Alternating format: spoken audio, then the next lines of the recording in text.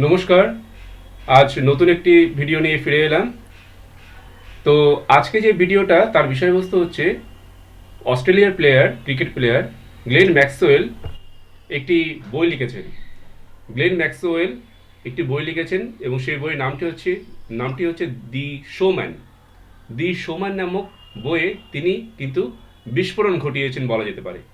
দি showman নামক বইয়ে তিনি অনেক অজানা কথা লিখেছেন এবং তিনি যে দলে ছিলেন 2017 সালে, সেই কিংস ইলেভেন পাঞ্জাব, যে দলের মালকিন হচ্ছে প্রীতি জিন্টা হচ্ছে কিংস ইলেভেন পাঞ্জাবের মালকিন। তো সেই প্রীতি জিন্টা কিংস ইলেভেন পাঞ্জাব সম্পর্কে এবং তখনকার বীরেন্দ্র সেহবাগ তখন সেই কিংস ইলেভেন পাঞ্জাবে ছিলেন। তো বীরেন্দ্র সেহবাগ তাকে নিয়ে কিন্তু বিস্ফোরক উক্তি করেছেন গ্লেন ম্যাক্সওয়েল তার নতুন লেখা বইতে।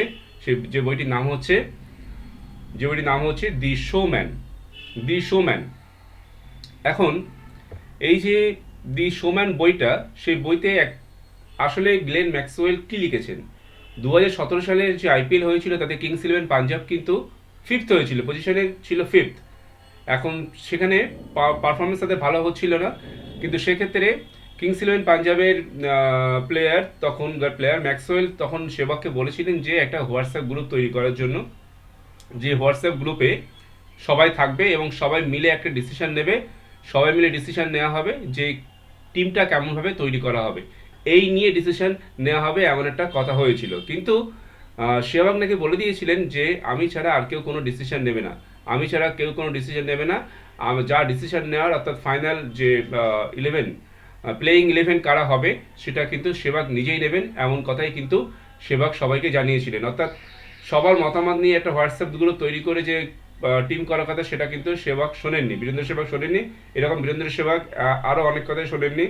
ম্যাক্সওয়েল তার বইতে আরও লিখেছেন যে ওই রাতে তখন আমি ভেবেছিলাম সাংবাদিক বৈঠক করব, কিন্তু সেহবাগ বলেছিল যে ও করবে।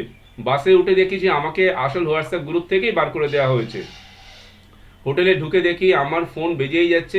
সাংবাদিক বৈঠকে সেহবাগ বলেছিলেন আমি নাকি চূড়ান্ত হতাশ করেছি, অধিনায়ক হিসেবে দায়িত্ব না নেওয়ার কারণে দোষে ছিলেন সেহবাগ। বাকিরা সকলেই জানে বিষয়টা বেশ অপ্রীতিকর ছিল, বিশেষ করে যখন আমি ভেবেছিলাম যে আমাদের পথ ভালোভাবে আলাদা হয়েছে। এবং এই যে সেই রাতের কথা বলা হয়েছে, যে রাতে ডিসিশন নেওয়ার কথা ছিল, যে রাতে একটা মিটিং হওয়ার কথা ছিল, যেটা পরিকল্পনা অনুযায়ী হয়নি।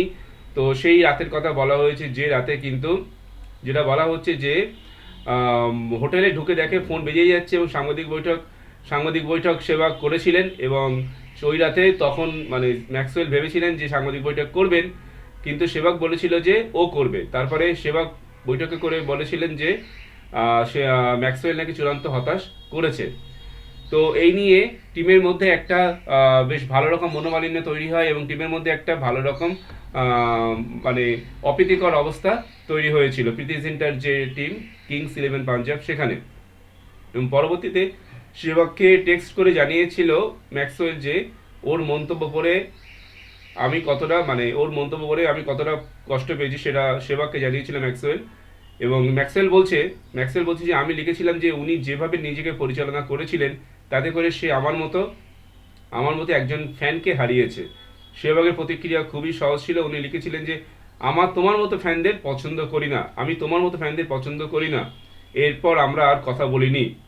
তো সেহবাগ কিন্তু ম্যাক্সওয়েলকে একথা বলেছিলেন যে আমি তোমার মতো ফ্যানদের পছন্দ করি না, এই কথা কিন্তু সেহবাগ ম্যাক্সওয়েলকে বলেছিলেন। তো এগুলো আমরা জানতে পারছি গ্লেন ম্যাক্সওয়েলের লেখা নতুন বই দ্য শোম্যান বইতে। তো এমন ধরনের মনোমালিন্য এবং অপ্রীতিকর অবস্থা কিন্তু সেই সময় কিংস ইলেভেন পাঞ্জাবের মধ্যে তৈরি হয়েছিল, যেগুলো যে সমস্ত এই বিস্ফোরক উক্তিগুলো বা বিস্ফোরক যে স্মৃতিগুলো, সেগুলো কিন্তু ম্যাক্সওয়েল লিখেছেন তার দি শোম্যান বইতে।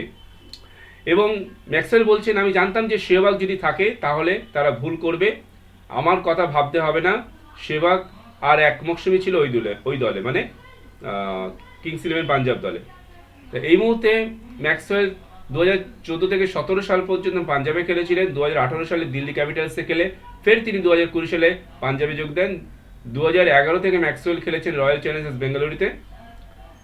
আর এখন এখনো রয়্যাল চ্যালেঞ্জার্স বেঙ্গালুরুতেই ম্যাক্সওয়েল আছে। দেখা যাক মানে এবছর অবশ্য রাখা রাখা হয়েছে কিনা জানা নেই। এটা আমরা এটা যদিও সেটা হয়ে গেছে, অকশন হয়ে গেছে। তো এখন এই যে ব্যাপারটা যে সোম্যান বইতে ম্যাক্সওয়েল কিন্তু বীরেন্দ্র সেবক সম্পর্কে অনেক বিস্ফোরক উক্তি করেছেন। এবং প্রীতি জিন্টার যে দল কিংস ইলেভেন পাঞ্জাব, সেই সময় কিংস ইলেভেন পাঞ্জাবের মধ্যে যে মনোমালিন্য এবং অপ্রীতিকর অবস্থা চলছিল, এবং বীরেন্দ্র সেবকের সঙ্গে যে মনোমালিন্য চলছিল, অপ্রীতিকর অবস্থার একটা চলছিল, রেষারেষি চলছিল, সেই ব্যাপারটা কিন্তু গ্লেন ম্যাক্সওয়েল তার বই দ্য শোম্যান নামক বইতে কিন্তু তিনি লিখেছেন, তিনি তুলে ধরেছেন। যাই হোক, আজকের ভিডিও এই পর্যন্ত। সবাইকে ধন্যবাদ, সবাই ভালো থাকবেন।